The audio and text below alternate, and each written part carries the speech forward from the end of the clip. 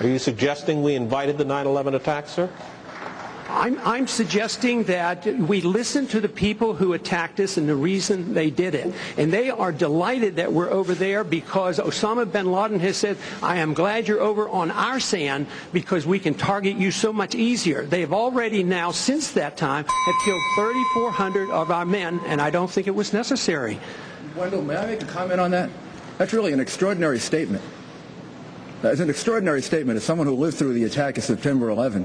That we invited the attack because we were attacking Iraq. I don't think I've ever heard that before, and I've heard some pretty absurd explanations for September 11. We invited the attack because we were attacking Iraq. I don't think I've ever heard that before. Mr. Mayor, I know you're just getting set up here.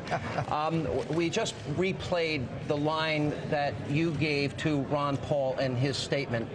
You were indignant, and you made it was sincere, and it came from the heart. I mean, you know, I was going to. It reminded me of the Saudi prince. They gave me the $10 million. He did the same thing. This is America's fault. The way America has outreach to the world. Look, I don't think I've ever heard that before. It's real simple what happened.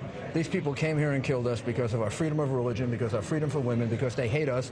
And all we have to do is look at last week, and these people in Fort Dix who are still here planning to kill us. 3 of them illegal immigrants, the other 3 here in other ways. But the reality is, if you're confused about this, I think you put our country in much greater jeopardy. The reality is these people are planning to kill us because, and this is hard for people to recognize, I usually hear this on the Democratic side, don't usually hear it on the Republican side. You've got to face reality. If you can't face reality, you can't lead. You wanted him to retract the statement, and really then he went back and he defended it more. I don't exactly know what he said after he said that, but what I wanted to say is this is precisely what that Saudi prince said. I don't think I've ever heard that before. Yeah. That American foreign policy has caused the attack of September 11, and we gave him $10 million back, and I never expected to hear it at a Republican presidential debate. And I would ask the congressman to withdraw that comment and tell us that he didn't really mean that. Congressman? I believe very sincerely that the CIA is correct when they teach and talk about blowback. When we went into Iran in 1953 and installed the Shah, yes, there was blowback.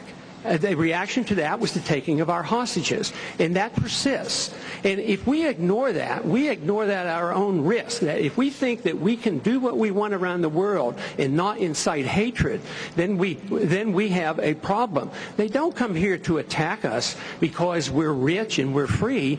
They come and they attack us because we're over there. I mean, what would we think if if other foreign countries were doing that to us? People of America, the world is following your news in regards to your invasion of Iraq, for people have recently come to know that after several years of the tragedies of this war, the vast majority of you want it stopped. Thus, you elected the Democratic Party for this purpose, but the Democrats haven't made a move worth mentioning. On the contrary, they continue to agree to the spending of tens of billions of dollars to continue the killing and war there, which has led to the vast majority of you being afflicted with disappointment. And here's the gist of the matter. Someone should pause, think, and reflect. Why had the Democrats failed to stop this war, despite them being the majority? Why are the leaders of the White House keen to start war and wage them around the world and make use of every possible opportunity through which they can reach this purpose, occasionally even creating justifications based on deception and blatant lies, as you saw in Iraq? In the Vietnam War, the leaders of the White House claimed at the time that it was a necessary and crucial war, and during it, Rumsfeld and his allies murdered 2 million villagers. And when Kennedy took over the presidency and deviated from the general line of policy drawn up for the White House and wanted to stop this unjust war, that angered the owners of the major corporations who are benefiting from its continuation. When he says we can't leave until we've left with honor, I 100% agree with him because, Congressman, whether or not we should have gone to Iraq is a discussion that historians can have, but we're there. We bought it because we broke it.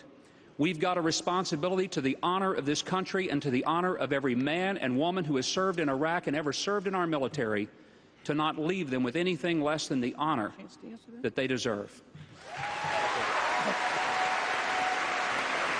Go ahead. You wanted to respond? He just addressed you. You go ahead and respond. The American people didn't go in. A few people advising this administration, a small number of people called the neoconservatives, hijacked our foreign policy. They're responsible, not the American people.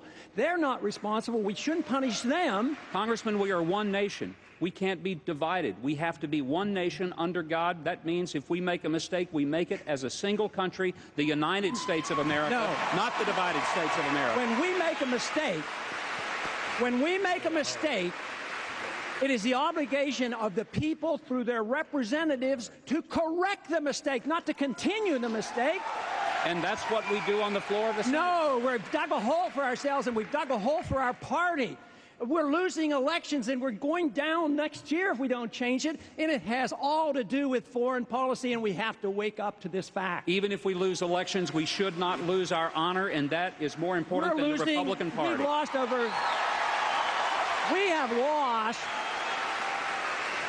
We have lost over 5,000 Americans killed in We've lost over 5,000 Americans over there in Afghanistan, in Iraq, and plus the civilians killed.